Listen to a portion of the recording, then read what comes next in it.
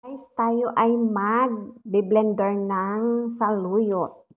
Dahil bukas ito ay igagawin kong saluyot soup. Yes. Yan guys. Hinugasan ko na yan. Diyos ko guys.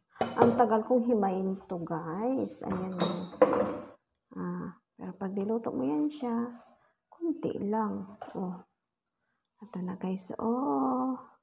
Ang saluyot ni Inday ay gagawin nating soup. Saluyot soup.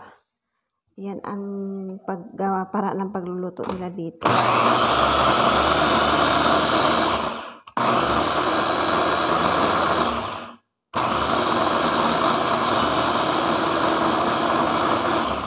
Ganyan lang guys. Yan. Tapos dagdagan natin uli para i-blend din natin. Ganyan lang guys. Yes! Ang blender ng saluyot para bukas masarap to. Lagyan natin ng hiwang maliliit na manok. Ayan guys. Okay, another one. Pasensya na sa tunog.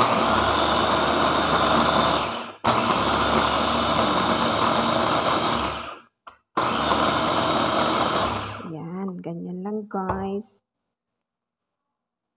Ilagay natin dito sa lagayan. Kasi ilalagay ko to sa freezer. Ilagay natin dito. Ayan. Kasi may ano siya, may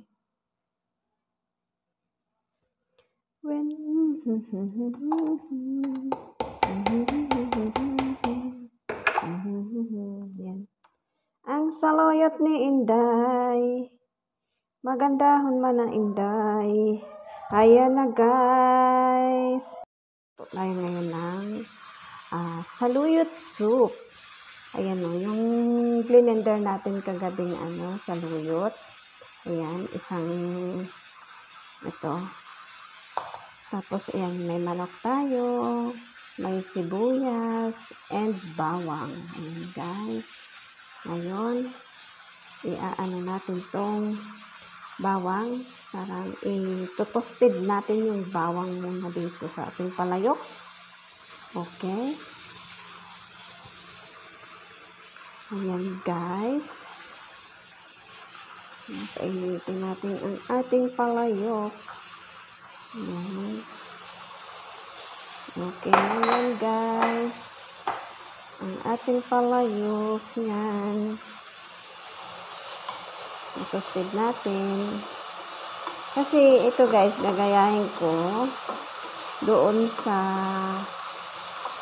isang restaurant dito na bumili yung amo ko ng pagkain luto na, tapos ang pinakaano nila, side dish nila itong itong saluyot soup.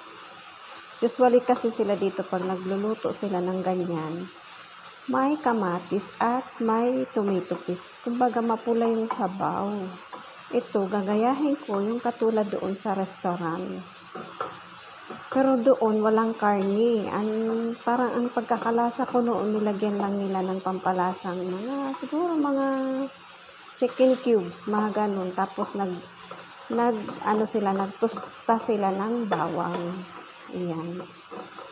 Pero sa akin, wala akong chicken cubes or madji, ang tawag nila dito. So, manok na lang para may lasa. Ang ating saluyot soup. Ayan guys. Hintayin natin yan pumula. Ayan, nagisa na tayo ng sibuyas. Hinango ko na guys yung hinango ko yung muna yung ayan. Golden brown garlic. Ayan. Nagisa muna tayo dito guys. Ayan.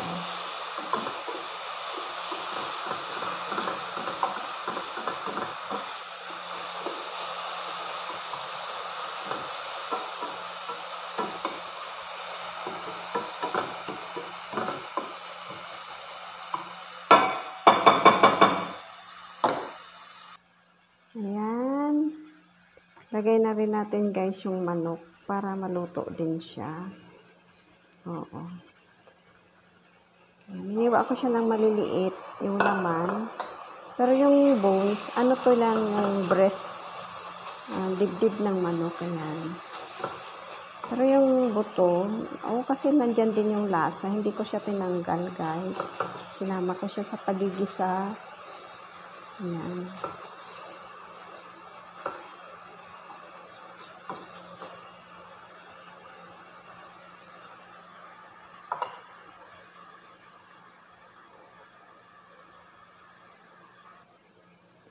Ayan guys, nilagyan ko na siya ng konting asin ba. Yun lang ipapanimpla ko guys. Asin lang. Wala tayong mga ano dito, mga pampalasa like magic sarap o yung Maggi or chicken cubes or beef cubes, wala. Minsan kasi bumibili din yung amo ko nun pero hindi madalas. Kasi pangit daw yun. Pangit daw yun sa katawan. Guys, nilagyan ko siya ng tubig para maluto yung ating karne. Pag naluto na po ang ating karne, ilalagay na natin itong blender natin na saluyot, dahon ng saluyot, tsaka itong ating pinustang bawang. Ayan guys, luto na yung manok. Ilalagay na natin itong garlic bawang.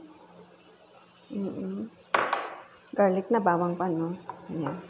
Para yung lasa ng bawang magpunta dyan sa manok at sa sabaw. Kasi yun yung nalasahan ko doon sa restaurant na pinagbilihan nila ng ganito. Lasang-lasa yung bawang na pinirito. Kasi ilagay na natin to. My God, ayaw bumaba. Ayan. Ayan na guys. Madali lang naman to guys maluto. So, parang i-ano lang natin siya. Frozen kasi. Hindi ko kaagad nilabas. Pero hayaan mo na.